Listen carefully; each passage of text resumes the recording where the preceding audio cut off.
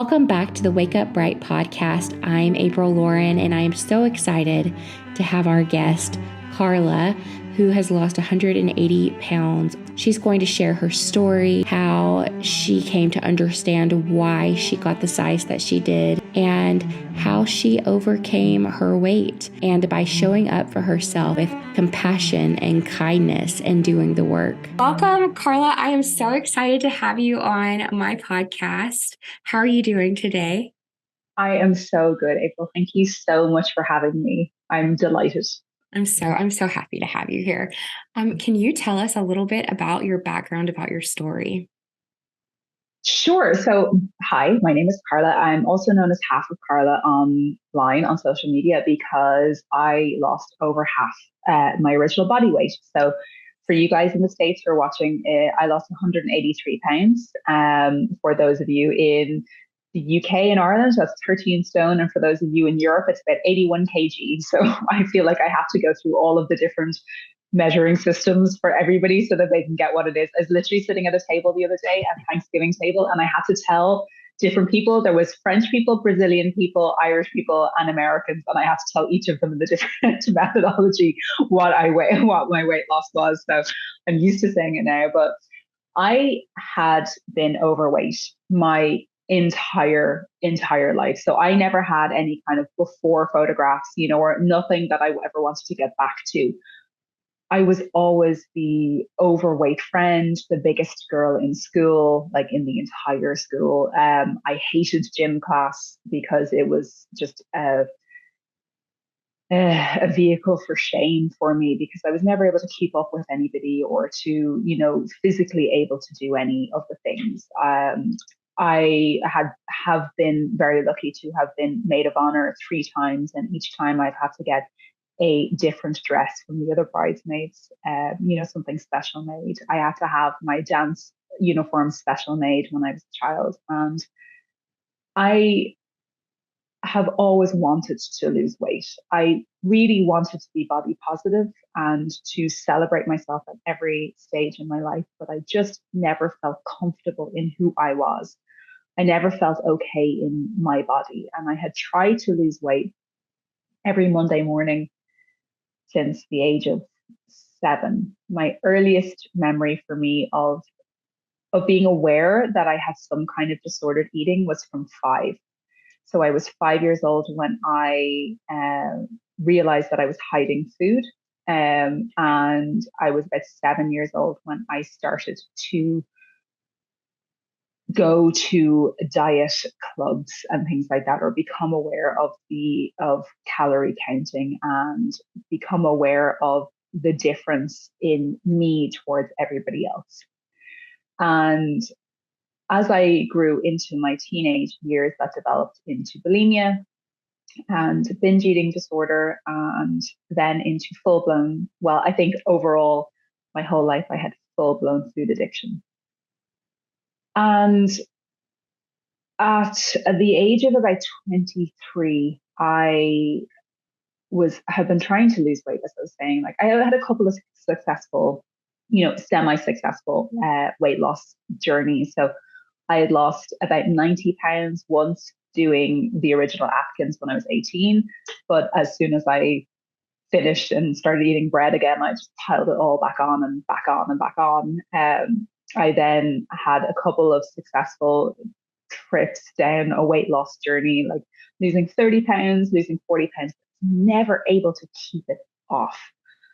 And every time I, stopped losing weight or I quit, I would end up putting more weight back on again. When I was about 23 years old, 22, 23, I felt like I hit rock bottom. I felt that I had celiac disease.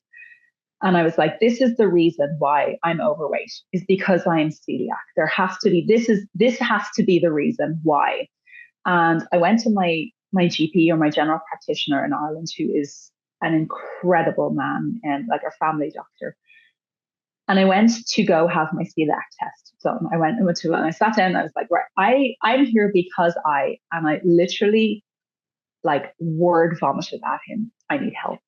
Like I literally was like, oh my God, I need help. There's something wrong.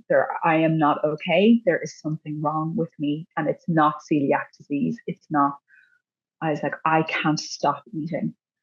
And he told me then words that stuck with me for the rest of my life and through the last 15 years. And he said to me, when you fix the head, the weight will fall off. And I was like, the head? What's the head got to do with, like, what is he talking about? Obviously, this is some kind of chemical thing or, something in my body that's, doing this to me. This has nothing to do with my head. This crazy man, but okay, and he diagnosed me there and then with binge eating disorder and with general food addiction. Well, with some kind of distorted eating from a very, very young age. And I started to seek therapy for binge eating disorder. I saw therapists for about 2 to 3 years, and I overcame my binge eating disorder. And I haven't binged since then. However, I still never managed to lose weight.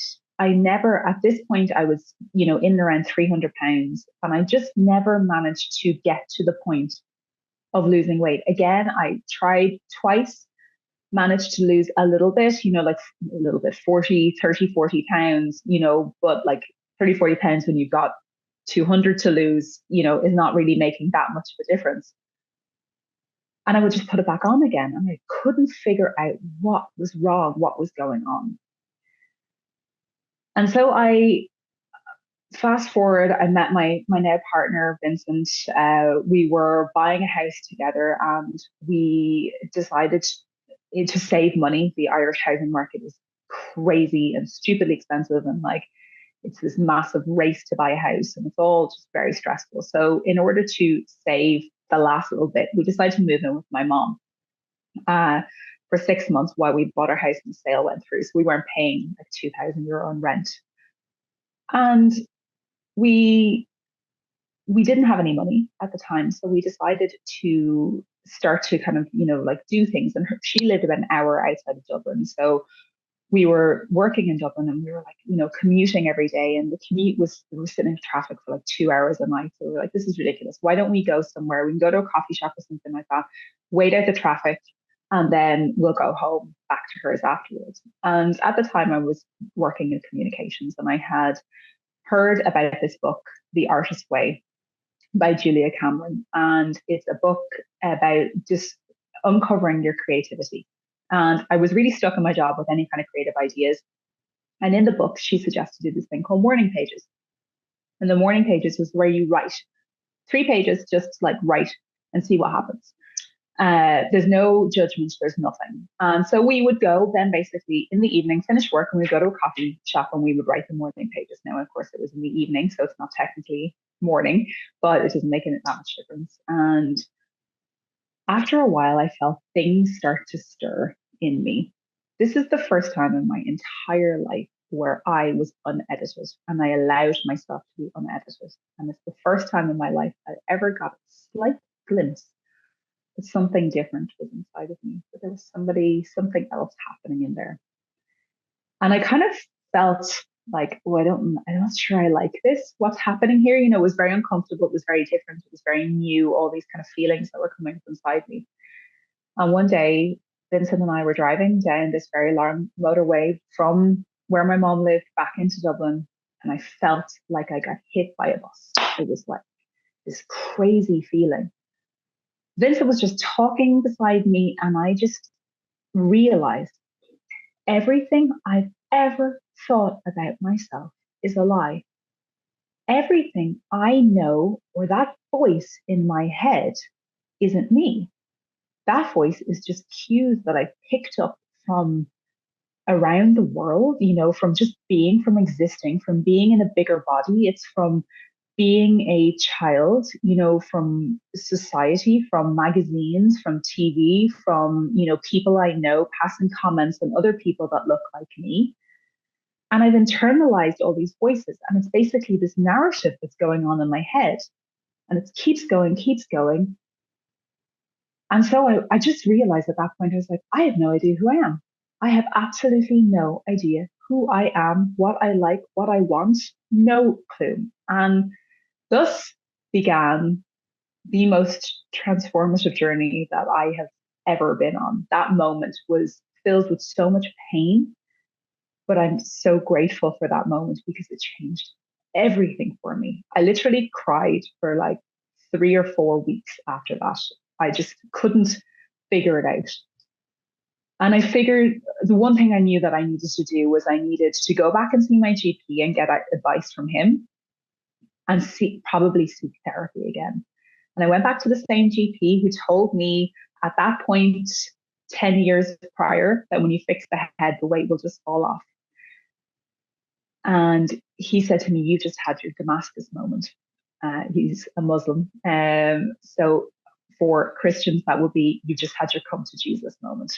You've had that moment where the veil has lifted and you've gone, "Oh my gosh, this is the reality. This is the truth of who I am."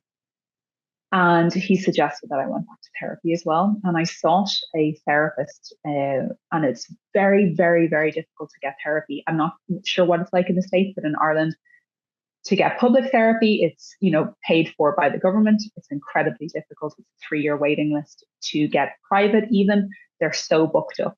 And even if like anybody's ever been to a therapist, finding the right therapist is also very complicated and very difficult because it's literally a relationship. You have to be comfortable with a person. And after some failed attempts over 4 months, I finally found this woman. And she does a type of therapy called sensory motor psychotherapy. And it's basically that your body holds on to things that you forget in your life, and it's untapping that from your body. And I began that journey, that therapeutic journey, my second one, in October, 31st of October 2019. And I started to unravel some pretty hefty stuff. And I had a realization again, and many, many. But I realized at that point that I had been using food to escape the feelings that was going on in my body, and to escape that constant voice that I realized wasn't my own. But that voice, I needed to escape it because it was so insidious and so constant that I needed to numb out or seek comfort. And the way that I knew to seek comfort was through food. And so I had to undo that trauma response, and I had to undo that trauma and work through that trauma. And I realized that I could do this. There was something in me that went, okay, I understand now that I'm responsible for this. I am the person who did this. While there is trauma and there is background, there are people to blame. This is my reaction to that. I have done this to myself as a reaction, not out of shame. I'm not shaming my former self. All I want to do is hug her and love her and tell her it's going to be okay. But realize that I can undo this. I can undo these habits that I have. I can work through it with the help of my therapist and with the help of my partner and my sister and support. That I can do this. I can unravel this, and I can start to take this barrier that I've built between myself and the world down, one brick at a time. Start to take it off and start to let the light inside me out. And so I decided to start a program called Body Slims, which is one that my sister did. My sister lost 92 pounds before me. She was just finishing her weight loss journey when I started. And I kind of tried to encourage me a little bit, very gently, to join Body Slims, but I was not ready. I was not in the right headspace and not in the right place to start it. And I finally felt like, I was like, actually, I thought it was a cult at the start. I was like, I'm not going to join this thing. What are you talking about? Like, she doesn't know anything. She'll put it back on. I was all full of arrogance, and I was like, she doesn't know anything. And I was like, okay, what's this Body Slims thing? Like, I was like, well, what's this like? So in January 2020, I started with Body Slims. And the difference between Body Slims and any other program that I've ever done in the past, and I've done them all, believe me, is that it focuses a lot on, you got your diet and your exercise, which are extremely important, but the main part and the bit that if you don't have will unbalance you is your mental health or your mental strength. And realizing why we reach for food and why we go towards food and why food is our response to not feeling great, or our habit is to eat extra food or any of that kind of thing. So each week in Body Sense, we do a seminar. And when I was watching the seminars, I realized it was mirroring a lot of the stuff that I was learning and unraveling myself in therapy. And I was like, okay, I think this might be the real deal. And it goes in 10-week cycles, and there's 3 a year. And at the end of my first 10-week cycle, I'd lost 42 pounds. And I was like, okay, I can do this. I can do this. And 13 months later, 14 months later, 13 and a half months later, I lost 183 pounds. And I changed every single iota of myself, from being a very offensive, very standoffish, kind of bitchiest person, to being incredibly open and welcoming and happy and outgoing and caring and compassionate person, from being the unfittest person in class, in school, in a gym, anywhere, to now being one of the fittest, to being a UK or a US size 2022. I'm now a US size 4 to 6. And I did it with sheer perseverance, but also by working on my mental health and discovering that this is an act of love. This is not a punishment. I don't need to punish my body. I need to love it. I need to care for it. I need to do things for it that are going to help it along its way and to help it be the best that it can be, to carry me through this world. And yeah, 14 months later, I successfully reached my goal weight of 147 pounds. And I was kind of in between. I kept going. Then I got to 141 was my end weight. And then 1 month later, I got pregnant. So I had been told at the start of my weight loss journey that there was a possibility I was in early menopause and I would not be able to have or conceive children naturally. And we thought about doing tests and doing IVF and things like that, and we kind of started along that route.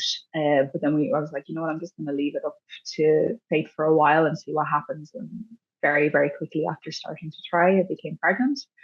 9 months later, I had my beautiful baby boy, Brock. I had a low risk pregnancy, midwife led, just a wonderful pregnancy experience. I had a very traumatic birth, but that was nothing to do with him or me. It was these things happen. And during my pregnancy, I put on 40 pounds, which is extremely normal to do, and something that, that's what happens when you when you have a baby. Your body is literally growing another human, and your blood doubles, it's crazy stuff that happens to your body. And I did exactly the same thing that I did when I was good and ready. I decided to walk. I did my walking, and I rejoined Body Sims for one more cycle, and I lost the 40 pounds. And I have been maintaining my weight now, 147, since June of this year. So I am just living my life in maintenance now. So in a nutshell, that is my story. So I am sorry, I'm very long-winded. No, I loved it. So I have lots of questions to go back to, but I love your story, and I love how much, for me personally, so where I was when I started was kind of coming to that same point. Well, it's not the same, but a similar point where I was done punishing myself for who I was, and I started that. And it's a struggle. It's a struggle to go from being in a constant state of punishing yourself to accepting and cheering for yourself and like being that encouraging person that you can be for other people, but really struggle to be for yourself. And I feel like I love hearing that you had that similar journey. And I love how you word things too. Like you word things so beautifully. So I hope that those of you listening, I feel like there's so many different layers of of things to relate to with Carla's story. So as we dive in a little deeper, I hope that you that you can relate and that you'll check out Carla's channel. She has a whole YouTube channel. So if you want to go there, and it's just half of Carla. Is that right? Half of Carla, Carla with a C. Yeah, half of Carla. Yeah. Show up for yourself is my biggest motto. It is what has threaded through my entire mental health and weight loss journey. And it's what helped me to stay consistent and to do the things that I need to do, to be my own biggest champion. Because as you said, we can champion everybody else, but we are so hard on ourselves. But I love that you said that as well, because that motto of just show up for yourself is so ingrained in me now. And I think that's when you realize that you can be your biggest champion, that's when things will start to change. When you can be that person that can champion yourself. I love that so much. So I just think it's so I have like a few things that like I say a lot. One of them is that we're worth the work. Like, and I feel like that's so similar to show up for yourself. I just feel like if you like my channel and you like those times where I'm especially chatty, then you will be obsessed with all of Carla's videos. That's what I think. And like the great thing about Carla is she is where I want to go and where you guys have been seeing me kind of work through. And everybody's story, everybody's life, we are all so different. And yet there's so many intersections of our stories, of our personalities.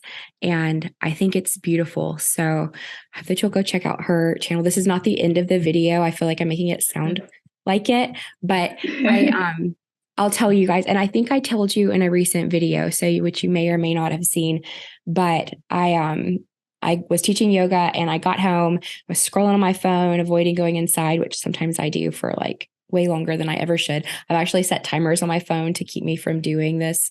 Like if I spend 15 minutes on social media, it's like, hello, you're wasting your life. My phone is. So it's a really good thing to do. That's a really good standard. It helps. YouTube did a great thing for me. It recommended Carla's video and it was the perfect video. I like the perfect moment for me. She said so many different things that I just really needed to hear, like at that specific time and other times as well. But in that moment, I needed it. And I got that from her video. And I think there's so many similarities. I just think that you'll really enjoy her content. And I will. I think it's one of those old adages that will say that when you're ready, the teacher will show up. When you're ready to learn, the teacher will show up. And I think it's sometimes, we might hear the same content over and over again, but sometimes when you hear it from somebody at a certain point said in a certain way, it just sits differently with you and you go, oh, okay. Like that might be. So I think it's so important for all of us to stay open as well to, even if somebody has their journey might seem different, or it might seem like somebody's further back or further along their journey. You never know what kind of information that will just resonate with you more than it would have in the past or something like that. Like what I hope with sharing my story is not to show other people what to do. What I hope is that people learn to, as your motto is, to show up for themselves, like to be more of a guide, or in my case, like often it's a lesson on what not to do, or you're seeing me fight through not repeating the same cycle while repeating similar cycles until I just get through it. Like you have to go through it. And that can be, and everybody's journey just looks different. And so I don't want anyone's to look at what I'm doing and be like, that's what I need to do. Yeah. I need to work out like her, and I need to eat like her, and I need to do this like her, and I need to live like her. Like you don't need to do anything like me. My hope is that you start listening to yourself and that you respect who you are and you find your inner voice and you figure out what your body needs and what you need to be mentally healthy and happy as you go forward. And that's how your videos make me feel. The videos that I've seen, like, it doesn't matter if I'm like I would 100% do exactly what she just said right now. Like, I don't have to, like, I get so much out of the videos that I've listened, and I haven't even gotten to listen to that many. It's been so awesome. It's like her channel is like a podcast all of its own, and you're just very comforting. So, I just feel like I just said a lot. I think that we have to find what works for us and make it work for us. What I never want is somebody to come on and see, like when I have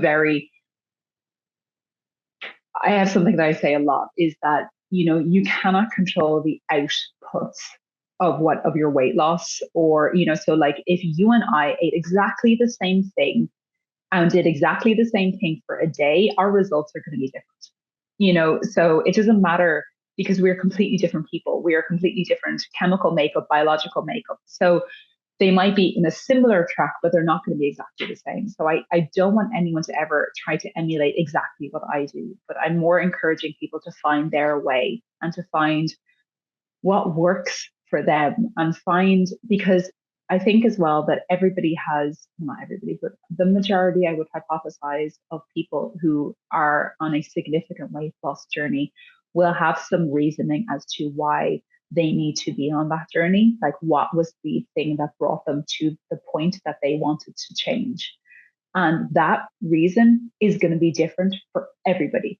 It might be childhood trauma, for 20% of the population who need to lose weight or want to lose weight. But that childhood trauma could be from a total different spectrum, for all of those different people. And how it's influenced their life and how it's shown up in their life could be different. So I don't want to say that because I had this childhood trauma, you should do exactly this thing, because that's not going to work for everybody. But it's just trying to find ways that will work and encourage people. And I think that one thing that I always try to do is to take down the barriers and stigma around mental health and wanting to lose weight. It's okay if you want to lose weight. If you are happy and healthy in the body that you're in, that is so beautiful. And I celebrate everybody who's happy with the way they were.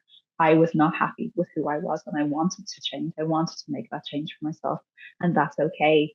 And I want people to know that it's okay to seek mental health support as well, that there is nothing wrong with you. It's that there are things that have happened and that these are the results of those things that happen. But this is not a source of shame. This is not something that we need to cower away from or hide away from. And that's okay to seek that support, and it's okay to not be okay as well.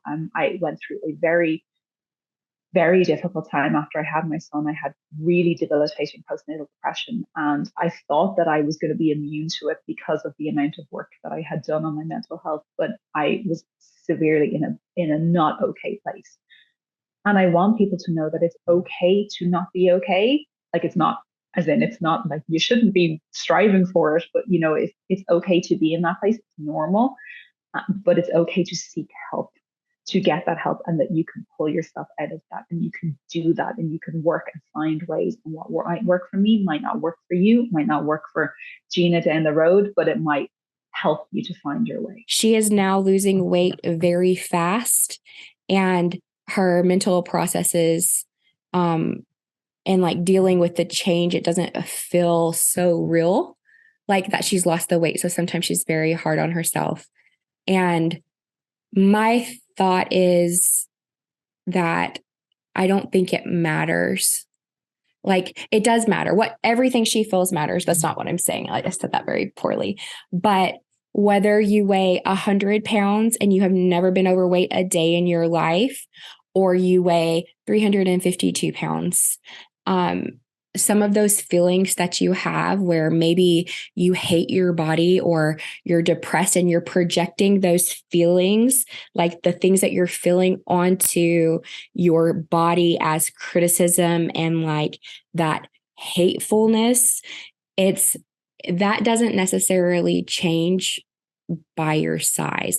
And so I don't think there is an immunity to that. I don't think like our age can protect us from that.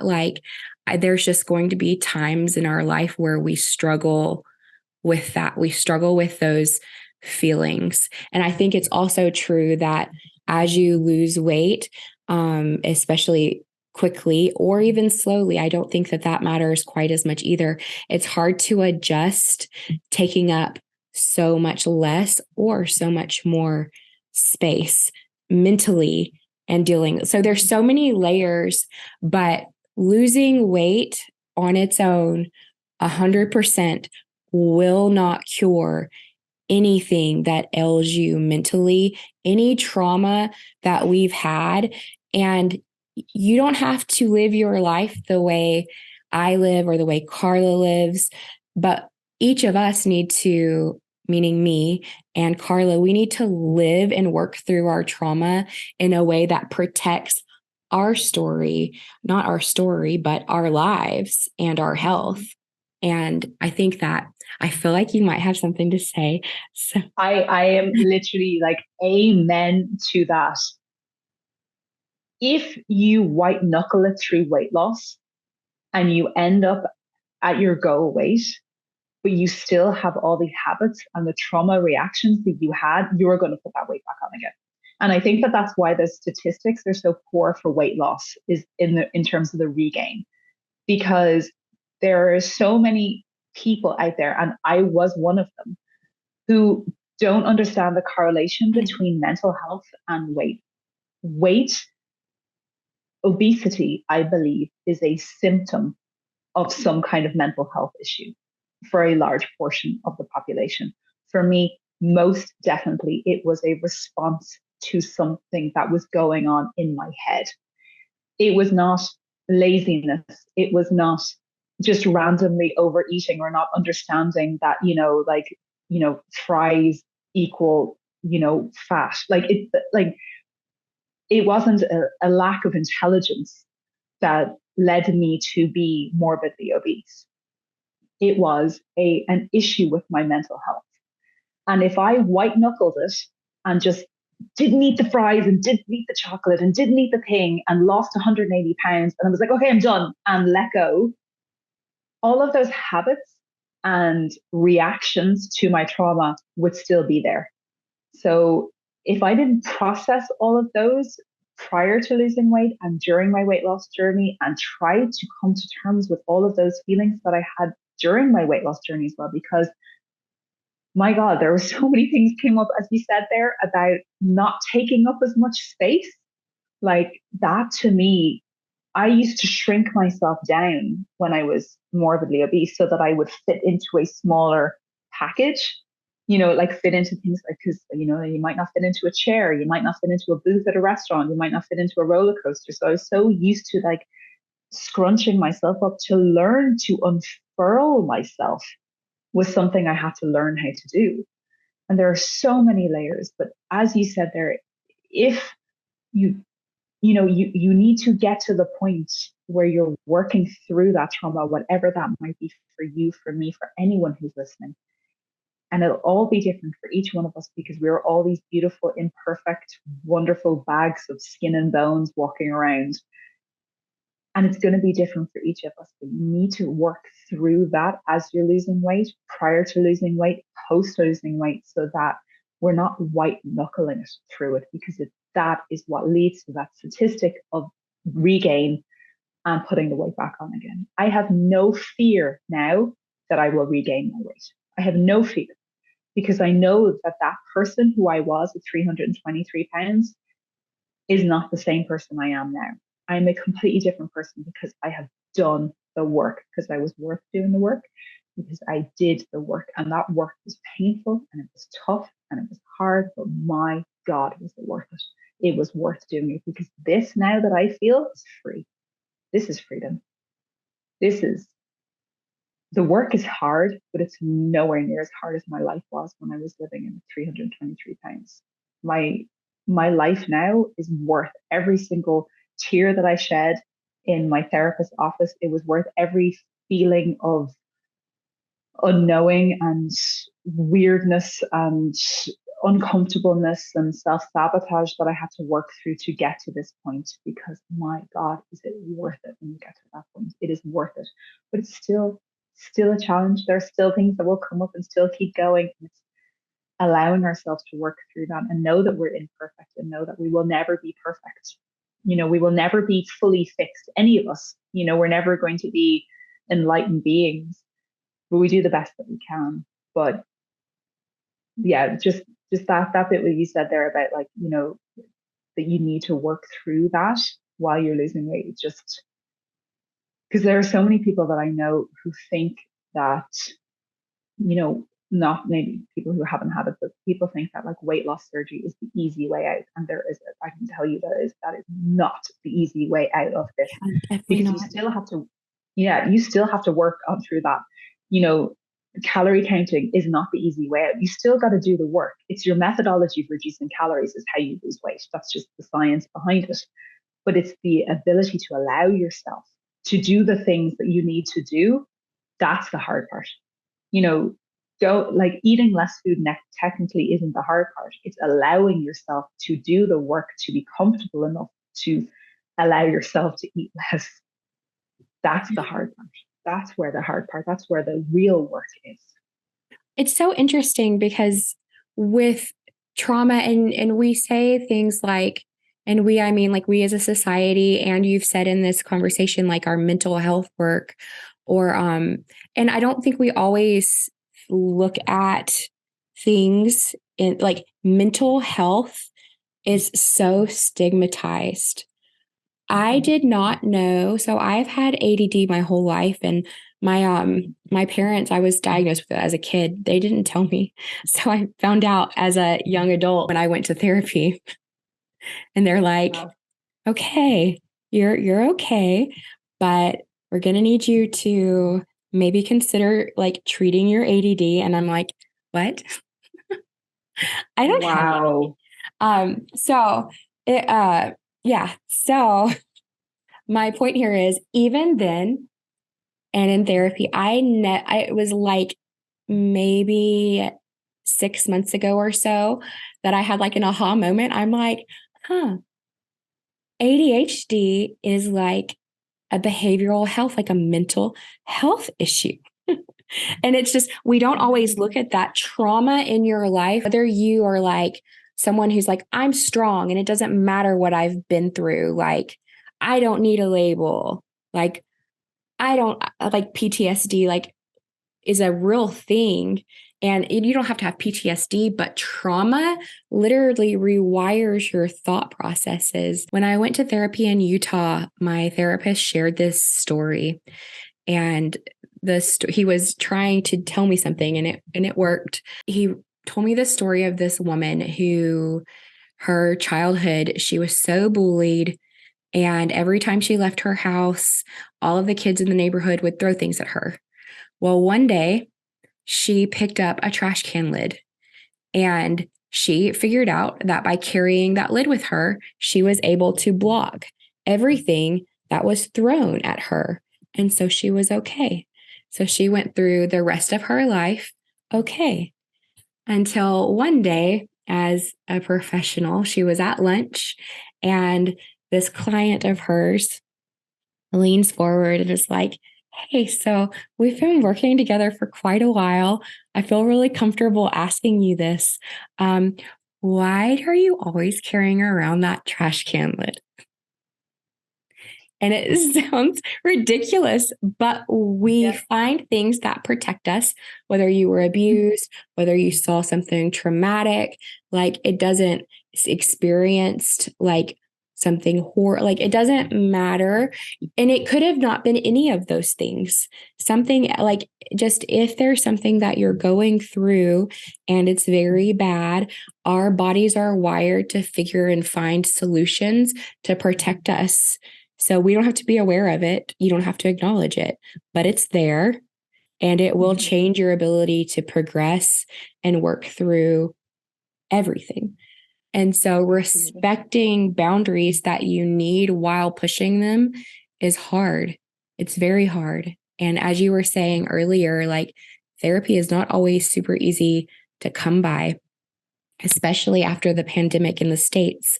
I feel like it's extremely difficult to just find people, a general practitioner accepting new patients. So That's one reason I love the way that you share on your channel, Carla, because I feel like I try to share my streams of thought. Like I try to be as open as I can and share what I'm feeling and experiencing in a way that is authentic. So like I can't just, if I'm like breaking down, I can't just pick the camera up and record that. That will never ever happen ever, because I wouldn't be in the state of mind that I am in. Yeah. And that may not be true for everybody, but that's true for me. And so then I describe it and I tell you what my thoughts are. But I like the way Carla kind of, it's like you, I don't want to say paraphrase or pare down, but it's almost like where sometimes in my videos, I'll share broad thoughts. You'll have specific points that you're sharing that are less personalized to you. Some of them are it's a beautiful blend, but I love that about your channel.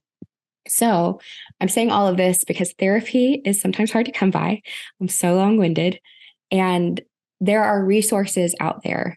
Like there are community resources, there's books, there's other people sharing their stories like me, but hearing somebody's stories, like some of the things that I share, could be triggering.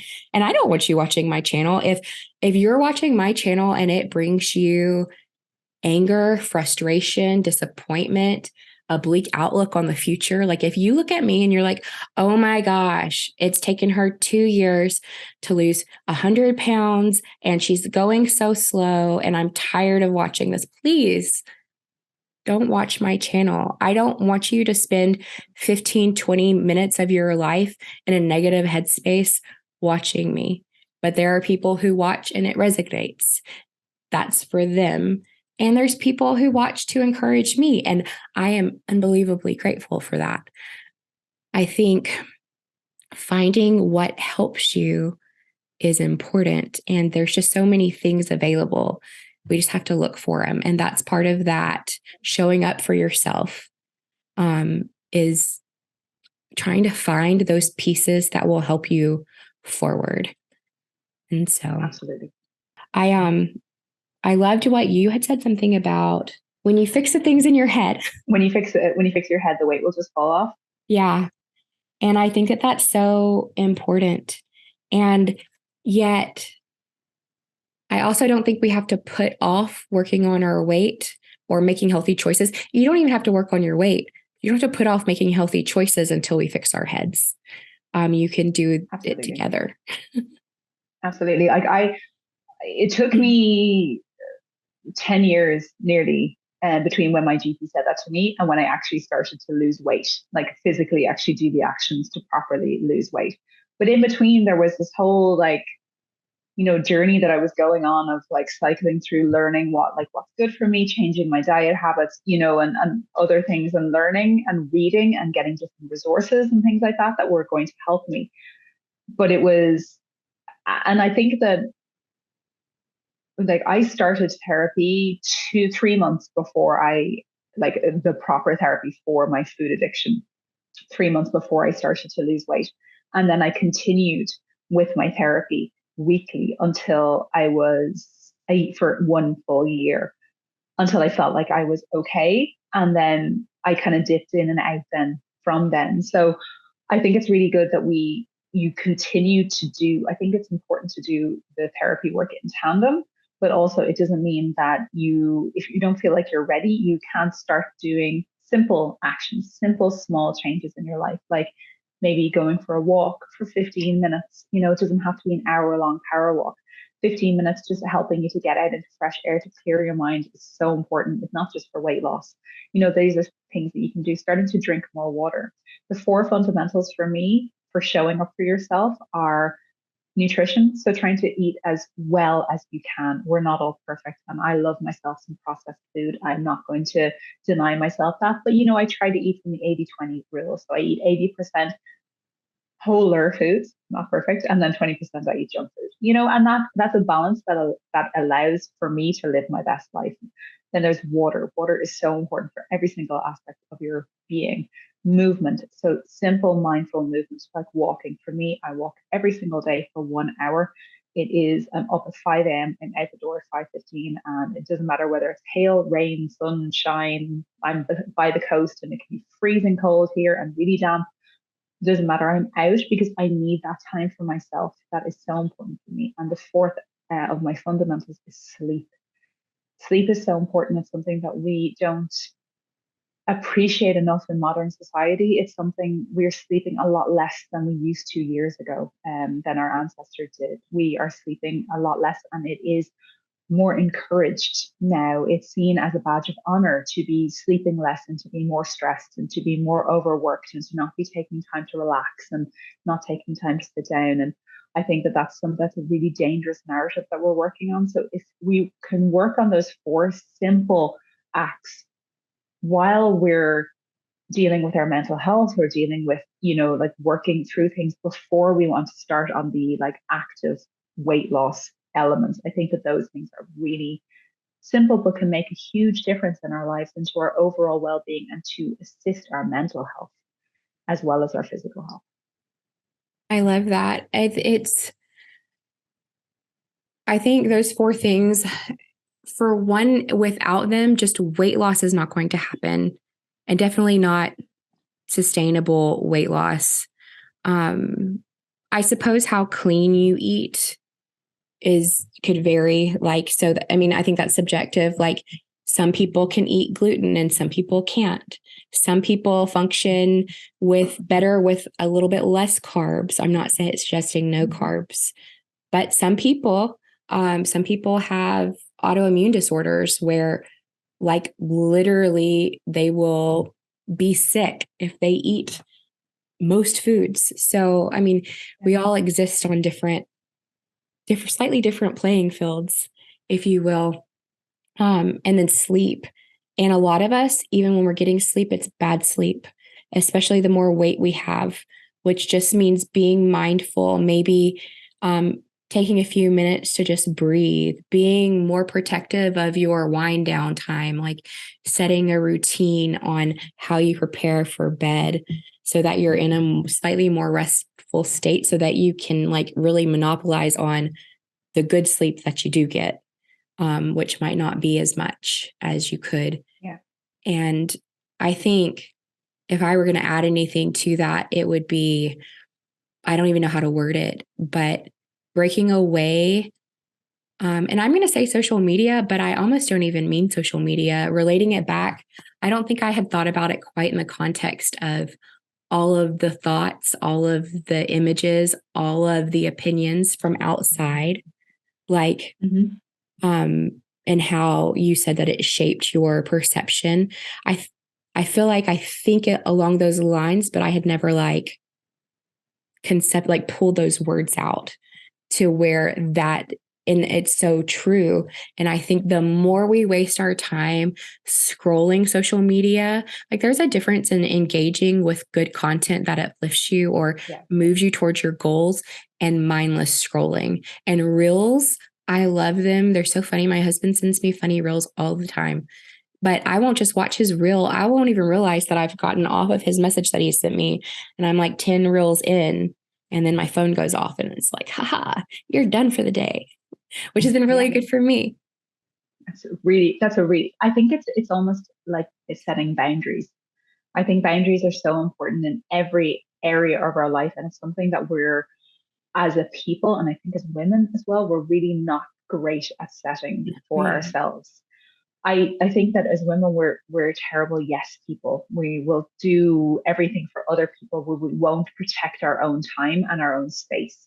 And that as well with social media. I know, and I've said this multiple times, as you were saying there, if people don't find you uplifting, or if they're having a negative response to watching you, the same to me, I tell them, please turn off, unfollow me, unsubscribe from me, don't follow me. And I've actually met people in person, real people, who have said to me, I've had to unfollow you previously until I was ready. And I take no offense to that. That is not, that does not bother me. In fact, I'm really happy that has done you have done that for yourself, if you've unfollowed me, or, like if I am not giving you the response. There's a Forleo, the really famous coach. She has a really good way of seeing if somebody is uh, generating an inspiration or comparison response. So if you find that you are feeling expanded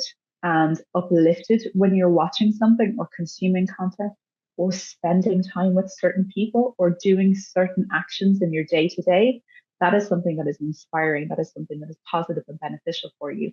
If you are consuming content and you are feeling contracted, if you are feeling smaller, if you are feeling more negative, if you are having an anger response, that is something that is either creating a comparison or is a negative for you. And it's a really good way of distinguishing between the two to find what type of content and what our time is so precious.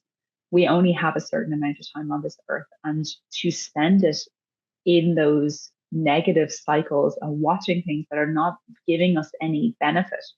And a benefit it doesn't have to be something like, that's going to change your perspective on something, or some really intelligent conversation, or, something where you're learning. It can be something that you find funny and uplifting, but it's managing your time and making sure that you're not spending 4 hours, of your precious time watching something that you find funny. Instead, it's finding things that are uplifting and inspiring, and then also making sure you cut off that boundary and make sure you have time for yourself, because we're all so time poor. We all say, oh, I have no time, I have no time, I have no time. But if we actually took a detailed diary of every minute that we spend, I'm sure we could clear up hours and hours in our day of things that are not helping us on our way and are not helping us to live the lives that we want. That time that we are wasting on meaningless tasks and things that we don't actually need to be doing. I love that. So I don't know how to narrow all of that down into one, and it might be even two, like guarding your time or setting boundaries. And then, I mean, and maybe just setting boundaries is just the way to go. Like setting good boundaries for you. Everyone needs different things. We value different things. But I find the more I am scrolling, the more I'm like, oh, maybe I need like some new Christmas decor. I'm not buying any new Christmas decor. That is not happening here. That is not happening here. And yet I'll be like, oh, maybe I need that. No, I don't. Yeah. I don't need it. Or maybe I need new makeup. Like I find for myself that I have to actively go, okay, no, hold on. You're comparing now, and I think when you start to compare, you do yourself a terrible injustice. I am in the influencer, I really hate that word, but influencer, industry within Ireland. And I find myself like, oh, well, she got invited to that event and I didn't, or, or some, they did that. And I'm like, do you want to go to that? Like, or are you just comparing yourself and you feel a bit left out, and I have to kind of have a chat with myself and an honest, like I think rigorous self-honesty is so important as well. You have that honest chat with yourself and go, okay, hold on now. Are you just comparing yourself to somebody else in a situation that you actually don't want? Or is that something that you would like to do? And maybe you can work towards that, and be inspired by that. But I think that negative, we're so geared to go negative, all the time, that it's really important to kind of take it back and set that boundary with yourself as well, and set that boundary and to have that honest conversation with yourself. I think that's like, even when I stand back there earlier, I was talking about how I realized that I did this to myself. Like I was spending my whole life in looking to lose weight, but looking at everybody else and blaming everybody else for my weight, instead of going, okay, but nobody force fed me. I'm not, a fatted duck being used for foie gras. Like I put the food in my mouth. I chose not to do the exercise. I chose not to drink the water. It was my choice. No, I'm not blaming myself. I understand where that came from, but it's that rigorous self honesty to go, oh no, okay, I did this to myself, therefore I can undo it.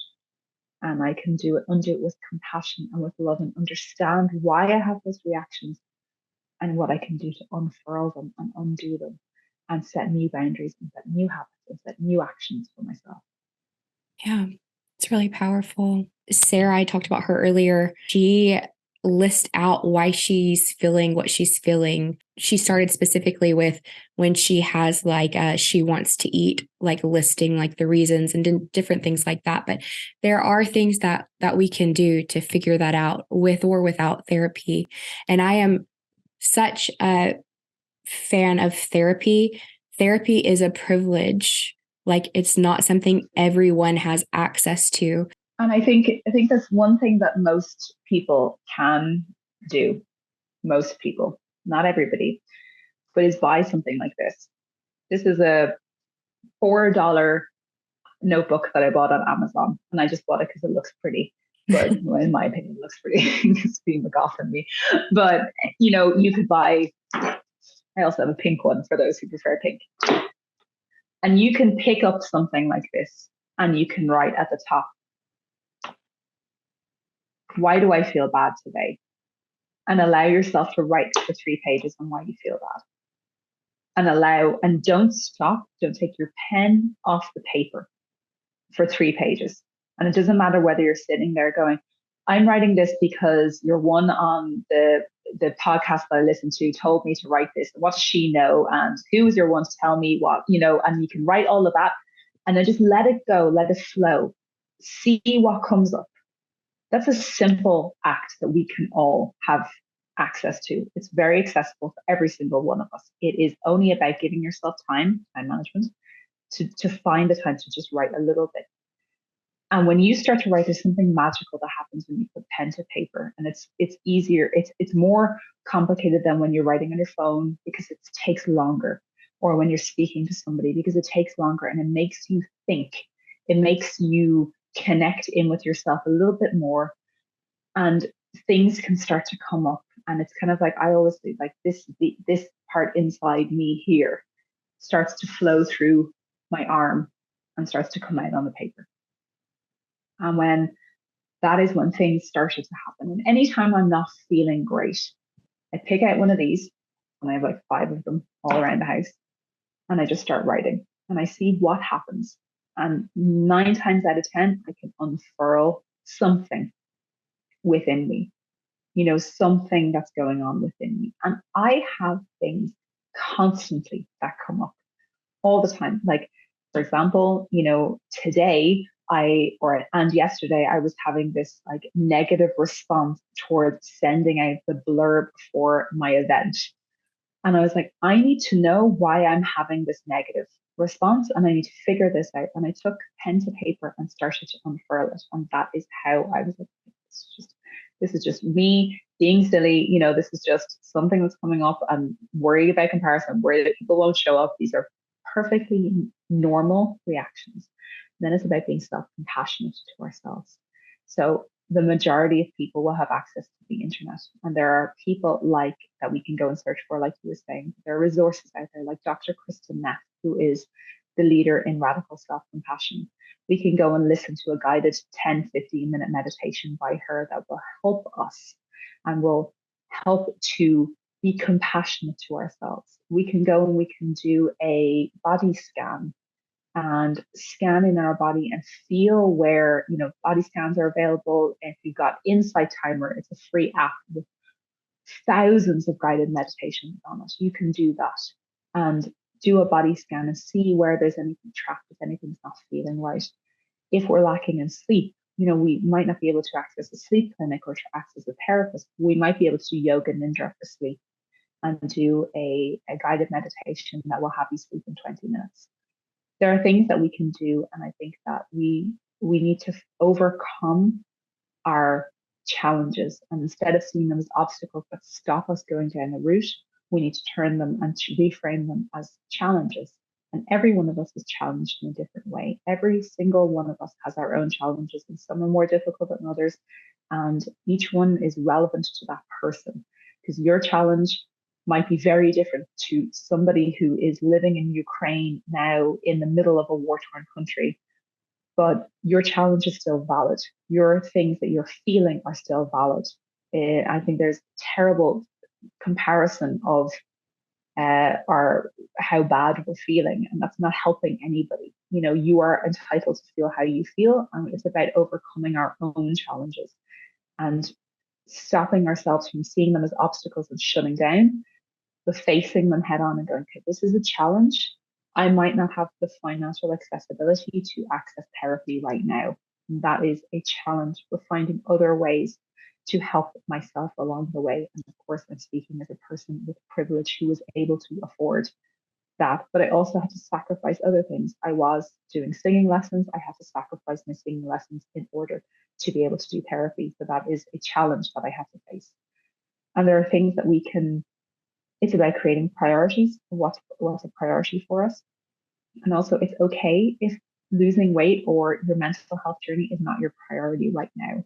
It's okay that something it doesn't have to be your priority right now. It might be something you want to tackle or challenge, but it's okay if you don't want, if it's not the full priority right now. If there's something else going on in your life, if somebody is dying in your family, God forbid, or there's something horrible is happening in your life right now, or you're just having a really challenging time at work and you don't feel like you can take this on, that's okay.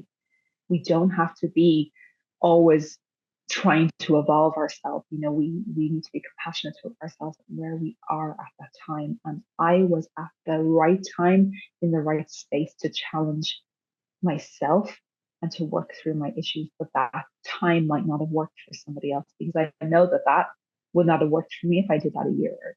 It would have been completely fruitless. It's about meeting yourself where you are and being compassionate to yourself along your journey of where you are. It's beautiful. A challenge to facing challenges is when we put hard time constraints or expectations or use other people's results or ideas as our guide, as opposed to leaning into figuring out what we need, like internally, like looking in, what do you need? And so maybe you're losing weight and it's going to take you want it to take you X amount of time, but it's going to take you longer because every time you come to a challenge, you have to find maybe you have to find your will to work over it. Whatever it is, you have to find the way, and then you work through it, and then you continue forward. And it's okay to struggle to get there. Like, you don't have to, you can still set timelines. You can do whatever you would like, because we have to live with anything we accept, one. And two, I feel most of us will find, as we start facing challenges or limitations, even, like let's say we have something that's limiting us and we feel like maybe it's this thing, but maybe it's a limiting belief, and we're allowing our belief on our limitation to keep us where we are, when it's just a matter of reframing or working through and progressing. So that's also about being comfortable with our discomfort. Like we have these, and I had so many life limiting beliefs. I never believed that I was going to be able to lose weight, because I never saw anybody do it before. That was my size, who did it without having to go down the surgery route. I didn't believe that was going to be the case, that I was ever going to be able to do that. And so I had a life limiting belief of, I am not going to be able to do this. I will not be able to lose weight. I am going to be overweight my entire life. And then I realized that is just a life limiting belief, and that I will have challenges along my way, but I can reframe those life limiting beliefs. I can reframe them and undo them and unfurl them and understand where they're coming from and change that for myself. Love that. Well, and I think the little things that we do as we go forward, it strengthens our confidence and resolve, and it starts to change that internal talk as we build confidence and we learn to trust ourselves. So you hadn't seen anyone lose weight, and then you started forward, and you had to do a lot of work to get there. And then you worked on your weight, and I love hearing things like you said earlier. You have no anxiety or worry about gaining the weight back because you have this found confidence in who you are and in the things that you've built. I feel so at ease. Like I know that I am going to, unless I like get hit by a car, which is totally possible, or something terrible happens where I am no more in my life.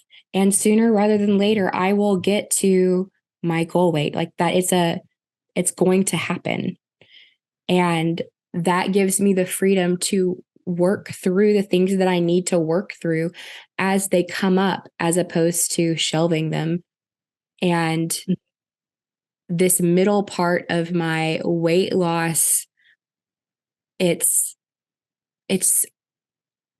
forever, it feels like. And there's so many plateaus I think are just going to be very reoccurring. And then there's also like plateaus of the mind. I still have the confidence, though, that as long as I continue moving forward and continue working through things, I'm going to get there. Replaces the need for motivation, because I know if I just continue to do the work and show up for myself, I'm going to get there. And I love that you're sharing your story in the way that you do, because you have done the work. You took the time that you needed. You worked through your stuff and you're there and you have that confidence. I feel like it's the same confidence that I have. Whereas before, every Atkins, every keto or starvation or whatever I decided was going to be my answer, like I had no confidence in me. I only had confidence in whatever I was being fed. And I think taking the lead on our own journeys and figuring out what we need, and maybe you need keto, and that's okay. Or maybe you need this program, and that's okay. If you need it and you choose it, it's you choosing it as a tool. That's not the answer. You are the answer. Like we are the answer to our problems. That's just, it is. Yeah. As you have the power to do it. It's like I did body slims to lose weight. I could have done it alone, but it was a simple tool that I was able to use. But body slims didn't make me lose weight. I lost weight because I had to do the actions. I had to do the work. I often say to people who ask me about the program, they're like, does it really work? I'm like, yes, if you do it. It will work if you do the actions that they tell you to do, but it's not going to work if you pay the sign up fee and then you sit back for the next 10 weeks. You have to do the actions to get you to that point. And these things are tools, and every one of them, no matter what program you do, all works in the calorie deficit. That's how you lose weight, is you eat less calories than your body needs to fuel yourself, and it takes from your fat stores. That's how weight loss is done. That's just the scientific fact. But they're all dressed up into all these different methodologies and these nice little packages that you can follow. And I found body slims to be really good because it helped me with my mental health. But whatever program it is that you choose to do, or whatever that you want to do, that works for somebody else. But they are your tool. But you are the person. I am the person. You are the person. Whoever's listening, you're the person who can do it. You're the person that has to put one foot in front of the other. You're the person who has to decide whether or not to eat that thing. The most important thing is to know is that you have the power to do that. You have the power within you, because if I did it, believe me, anybody can do it, because I was at the worst of the worst. I was, as the leader of Body Slims, or the guy who runs it, called it, the state is super bad. He's a former alcoholic. He was at super bad. Like told he was going to die because of his alcoholism, that he had, like, it wasn't a case of if, it was when. And that was his state of super bad. And I was at super bad because at points when I was bulimic, if I didn't throw up blood, that was good. That was my benefit. If I was only a matter of time before a doctor told me that I had type 2 diabetes or I had some kind of cancer, because of the way I was treating my body. And if I can get from super bad to this feeling now, this feeling of great, this feeling of being free, anybody can do it. There is hard work but it's nowhere near as hard as life was for me at the start. That life that I lived for 32 years was a damn sight harder than this is now, or the majority of 32 years was a damn sight harder than this is now. Or that work that I did. This life now is free. This is so. I knew for myself personally that I wanted to lose the weight in the fastest amount of time possible. And I assume that the majority of people want to get it off as fast as possible. When I understood what this weight was, and I understood the root of it, that this was the reaction that I had, that I was literally carrying the shame and trauma around with me. I was like, I want this off me. And so I decided to do a weight loss program that helped me to get it off. But it was a tool to get it off, whereas I had to do the work to realize what this weight was. And I think if anyone's struggling right now with the start of weight loss or wanting to be on a weight loss journey or beginning it, I think a really important question to ask yourself is why? Why are you the weight you are? And why do you want to lose it? Because those two questions, if you can answer those questions, it will help to uncover an awful lot of information. Because realizing why I was overweight, that it was a response to the trauma and being triggered by the trauma that I had in my body. And then why I wanted to lose it is because I was free. I felt like I wanted to unzip my body and step outside of it because I had met the real me for the first time. And this person who I was inside was trapped inside this body. I wanted to be freed. I wanted to let the light inside of me out. I wasn't doing it because my mom told me to lose weight or a doctor told me to lose weight or the insurance company wouldn't insure me or for a boyfriend who made fun of me or the kids down the road who made fun of me or somebody who laughed at me or, because I was ashamed or because I wanted to look better for a bridesmaid dress or I wanted to go to this event and not have shame. I did this for me, nobody else. I did this for me to show up for myself, to be the best that I can be. And that's understanding why you're doing it and why you need to do it. What is the result? Those two questions, I think that they will really help people and get the pen and paper and write why and just start writing. Just see what happens, see what comes out. You never know what will come out when you put pen to paper. And I never really considered, I don't think, I have considered why, but I feel like when it is suggested to like share your why, it's usually the why you want to do as opposed to why are you this way right now. And even like with your journal prompts, like, why do I feel this way right now? Why do I feel like I want to go scroll and get lost on social media for a little while?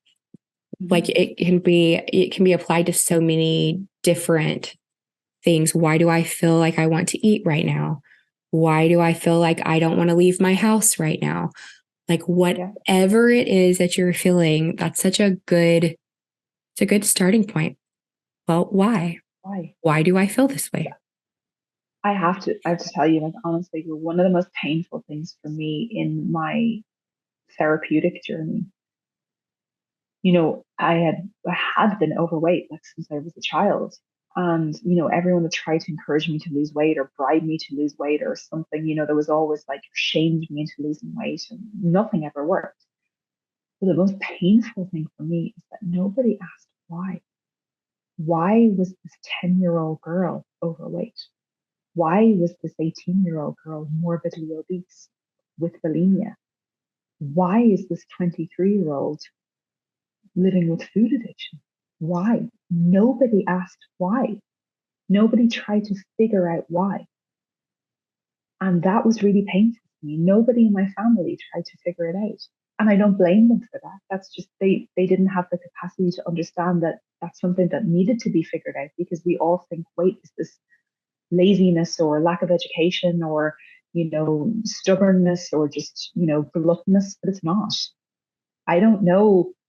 Most people that I know who are morbidly overweight are beautiful, intelligent, smart people that have had some kind of issue and that they need to figure out what that why is. And we can, as people ask me a lot, what what do they do for their friend or family member who's overweight? How do they get them to lose weight? I'm like, first of all, you can never get anybody to lose weight. That has to be their own decision.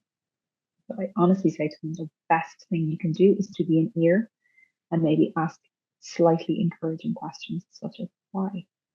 Why do you feel that you are this way? Why? And only in a very open and non-shameful and non-judgmental arena, because you start pointing fingers at people, they're going to shut down. I would have shut down as well. But it's why? Why did nobody ask? Why is Carla 10 years old and binging? Why? That had to be some, there had to be a reason why, because it's not normal behavior. And I use that term air quotes for anyone who's not watching. Why is that the reason? And I think that if we can, I now understand why I was overweight.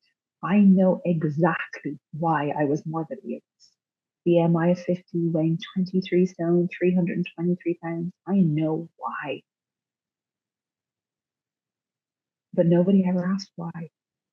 And I think if we ask ourselves why and we practice rigorous self-honesty with no shame, we don't need to shame ourselves. We do that enough. This is not about shame, but understanding ourselves, becoming self-aware and connecting to the person that you are. I think that's what really will help anybody out there to figure it out and to make those steps to change if you want to and if you're ready to. I love that. And I think going along with what if somebody asks you, what can I do? If people show how much they love and genuinely care about you, which is hard, it is hard to do without judgment, then you can ask whatever. If you lean in and have an earnest, likely good intent, then you can ask those questions. It's not, and if you aren't asking in a way that if they question why you're asking or they feel hurt or offended, if you ask that from a place that if they don't respond the way you want them to, you will be defensive. Like you can't ask from a place where you will end up being defensive. So if you come at that from that compassionate place of love, or they know that you feel that way, because it's a little different, then you can ask whatever. And that why is such a powerful question. But you really can't do anything wrong if you're willing to have the conversations, if you're willing to go through the emotions, especially if it's the first time. Like, let's say you're listening to this and you have a child right now who's struggling and you've never thought to ask your child, like, why? Why are you sneaking diet pills? And you have to ask those questions. And then you have to sit back and let people work through whatever they have to work through to answer. And I mean, it looks a lot different when you're asking a child than an adult sometimes. And sometimes we get stuck as adults at the point of our trauma. So it's a lot. Yeah. I was, a very emotionally stunted 32-year-old, like I was stood at the point of my trauma and I had the reactions and the barriers and I just learned my trauma response and I just never changed. I obviously developed a bit, matured a bit, but I was still mostly emotionally stuck as a child. And every time I escaped my body with food, the traumatized, or I left my body and was kind of like running around in the ether because I didn't want to deal with whatever the hell was going on in my head, the little traumatized child would come in and, take over my body, take over the adult Carla and go, okay, let's get some comfort here and eat food. Yeah. And that was my trauma response my whole life. And now I know I'm like, okay, no, I'm not feeling good. Something's not right here. I need to be able to sit in this and sit with this and be okay with this. And that's what made the big difference for me, was learning to be okay with being uncomfortable. And that also helped me with that self-sabotage cycle. A very interesting 6 months. And I will likely never share all of the details on any social forum. But while I've been working through some of the things that I needed to, I've gotten to a point where when I have that, and maybe I've noticed that some things will set off, and it doesn't matter what it is, and a pretty significant flight or fight response And I never really put those words to it, but that's what it is. And then all of a sudden, I'm driven to want to run or to hide. Like, so, and that can look like so many different things. Like maybe that fight or flight triggers that like run. And that means, okay, I should really go to the store and buy like 3 pairs of new shoes. Or maybe I should just consume all of this content as quickly as possible. I'm just going to keep scrolling and watching until I get that fix of adrenaline or get that adrenaline out, whatever it is. Mm-hmm. But getting to a point where I can just be like, that's interesting. Like, that's very interesting that right there caused this feeling. And feelings can be hard because excited and completely scared out of your mind can feel the exact same in your body. Yeah. So identifying our emotions it's a struggle. It's a struggle. And I don't think there's a wrong way. I think even when I started the way that I am, so when I came to my point, summer 2020, where I'm like, okay, I have got to figure this out. I cannot do a diet. I've got to figure out, like, the one thing I haven't tried is to figure out how to eat a well-balanced, like in a well-balanced way, like people should eat for their bodies and their activity. Like I had no idea. And so I'm like, maybe let's try that and let's go slow. Slow to me at that point, I was still going to be past my goal this far in. Like I was going to have achieved my goal like twice. And to me, in my mind, that was still slow. Like that was me approaching it. I'm going to go slow and be reasonable. And it's slower than that. And that's okay. I don't think like I was wrong for wanting to go slow, and my slow was actually pretty fast. It wouldn't have been much longer than, in my mind, I don't think it was going to take me much longer than it took you to lose your weight. And your weight was intentional. Like you lost weight fast because you got to that point in therapy where you're like, okay, I am carrying my trash can lid around with me as an adult, and the trash can lid is my weight. I do not need this. And unfortunately, I can't just put it on the shelf. I have to work really fast in order to get it off. But I'm already mentally here. I just need to set this to the side. Well, my weight isn't my trash can lid. So that doesn't work for me, but it worked for you. And I have so much faith, and I feel your confidence. More than faith, I feel your confidence. And I feel that same confidence in that I'm continuing forward. And that's so powerful. And I want that self-assurance for everyone. And it's not all of the time. I'm not sitting here preaching and being like, if you do these random things or figure out the random things that you want to do, then you're going to be super self-assured 100% of the time. Like, it's not going to happen. I wouldn't even say I'm not. Yeah. Like, I'm a pretty confident person, and I'm not self-assured. Like, at least 2, 3, 4 times a day, I'm like, what am I doing here in life? There will always be times, but it's being okay with those times as well. And it's learning to be okay with those times and not letting that derail us from our whole lives. And I think it's a breakaway. It's a breakaway moment when you figure out, I don't know how to say this, but you figured out like your weight wasn't you.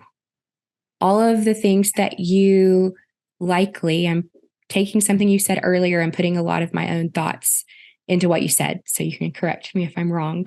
Okay. But a lot of what you were saying is you grew up believing you were this person that you wrote based off of all of the things told and sold and marketed to you. And how convenient is it for you to have had trauma and you need to lose weight, and it's this horrible cycle that's extremely hard to process and work through, and you are being told from, and not just told, and it's not like a malicious thing, it's kind of just the way that society has worked, where thin is going to be your happy, or being wealthy is going to be your happy. And neither of those things are true. But things are very easily marketed to us as you are stupid and fat and lazy and pathetic. And obviously, you are a fool. Yeah. Obviously, you are a fool to try to do any way but this way. So you should really buy my training program because you can't do it on your own. And you should really do this diet because you can't, like, things are marketed subtly in that way. They might not be so obvious, or there may be they're critiquing something else in light of, like, carbs are the bad guy. So this, and so some people, carbs are literally bad. So but it's just about, like, I think the diet industry is a multi-billion-dollar industry because it plays on this feeling that if it plays on our insecurities and the things that we don't like about ourselves, and they promise us this world that they're going to change that, and it's I think something as well is that they play on that and promise us the world in this very simple manner, that this is going to be easy, that, like, all you have to do is have this surgery and you'll be fixed. And it's, like, or all you have to do is take this, this pen and you're going to be fixed. And all you have to do is eat less and you're going to be fixed. And I'm going to show you. But the thing is, any of these things are making simple. They're sure as hell not going to be easy. These are not going to be easy. And when we're faced with these challenges along the way, because we're sold these ideas that these things are going to be easy, that weight loss surgery is easy. There's nothing about weight loss surgery that is easy. Nothing about it. It is an incredibly difficult and transformative, life-changing surgery. It's a change to your whole life. Losing weight in every way is not going to be easy. And we're faced with these challenges. And then when we're met with this challenge, because we're sold this idea that it's going to be simple, and we're like, oh no, this wasn't as simple as I thought it was going to be, we end up quitting and we lose this belief in ourselves again. Or the self-sabotage cycle starts to creep in when we actually see something happening. But I can't stand the diet industry, and I can't stand these ads that are everywhere, constantly. And we are about to get braided with it because it's coming up to the new year, new you. Like, oh well, it's January, it's time to change everything about yourself, become the new you. And by February, you've forgotten who the new you is, and you're back on whatever you were doing beforehand, and you're feeling crap about yourself. But they've literally just made billions out of us and our insecurities and our mental health trauma. And I'm sick of it. And that's one of the reasons that I really like Body Sins. And, I like these. Like, there are amazing surgeons who are transforming people's lives with weight loss surgery. And then there are surgeons who are playing on people's insecurities by advertising it as cheap alternatives that you can do in countries, and it's just like, what is going on? How is this allowed? How are we allowed to, like, I still to this day, after losing weight, I'm getting coaches in my DMs promising me that they're going to help me to lose weight and achieve, my dreams. I'm like, did you even, like, did you look at anything, before you came on and played into this? No, is the answer. But they're just playing on people's insecurities, and it drives me absolutely bonkers. There are programs that are fantastic out there, but there are so many that are just playing on what we don't like about ourselves and our insecurities and making money out of it. And I've been victim of it so many times. It's unfortunate that it is such a clever marketing ploy to turn things so upside down and to take advantage of essentially the negative voices inside the heads of everyone. We all have self-doubt. We all have limitations, and to really lean into that, and then also to put forth that a person or a medical practitioner, like, or a surgery or whatever it is your answer, when it doesn't matter. Like, if you are a surgeon or a personal trainer, like, we are all people and we cannot be the savior of someone else. Like, that will never happen. Like, we all have to take responsibility, I think, for ourselves and our journey. And this goes beyond weight loss. I feel like I've shared this on my channel before. So if y'all are listening and maybe even the podcast, sorry, it's like a repeat, but I think it's so important to repeat. If you feel like something is wrong with you, like you have something wrong with you and you go to the doctor and you feel dismissed or you don't trust what they're saying, they're like, actually, you're fine, and you don't trust it, it's your responsibility to get a second opinion. Like, it's not their responsibility to change their mind or to be a different human. Like, maybe that would be nice, but like, we have to judge for ourselves and work things out for ourselves. And I love that while there's so many marketing ploys and gimmicky things out there and people out there who will take advantage of you, there are more good. Yeah, there are. And There's some wonderful, wonderful people in the world who will, like yourself, who will selflessly give their time to encourage others and to show others a path, and in the hopes that it will enlighten somebody on a journey, and you never know what something is going to hit well, or going to change your life, or one thing you're going to hear is going to be the thing that you need to hear. And there's so many people out there who want to help. It's one of the reasons that I love the Body Sims program, is because I know that the guy who created it didn't even want to do a weight loss program. He was like, no, I don't want to be involved in that industry. I don't want to be that. But he just kind of had a formula, and he was like, I think this might help people, and it won't help everybody. And it doesn't help everybody because it's not right for everybody. But some people it will be right for, and it was right for me. And some people it won't be right for. And there are so many things that there's so much good in the world, and we just need to not focus on that negative and find the good, and keep our time and keep our space towards the good. And you are worth it.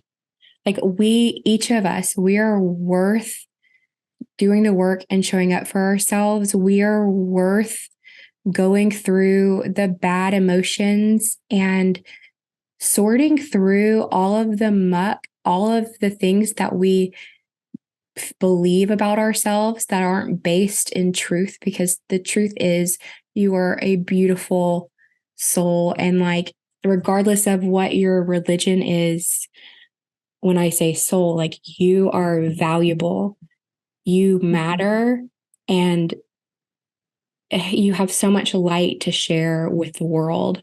It doesn't, and there are so many things that distract us, I think, from our light, whether that's, yeah, there's just, I don't want to get into all of the negative, but I love, Carla, I love your channel. I love, as you were talking about earlier, seeking out content that pulls you out.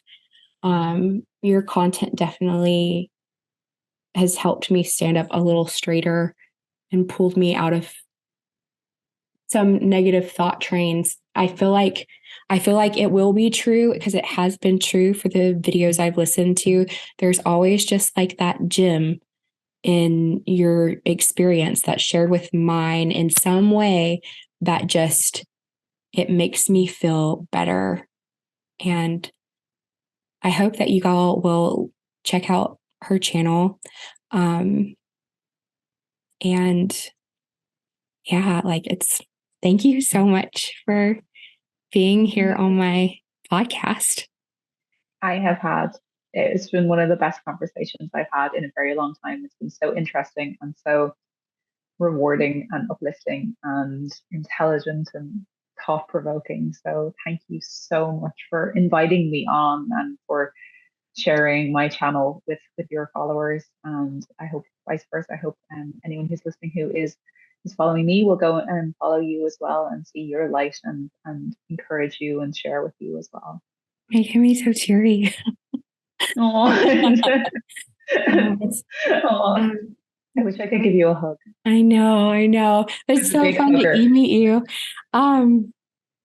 Last thing, what's some advice or words of comfort that you could give them? Now, who's coming up to the holidays, just remember that 1 or 2 days or 1 or 2 meals or even 10 meals is not going to undo all the good work or all the work that you've done on yourself.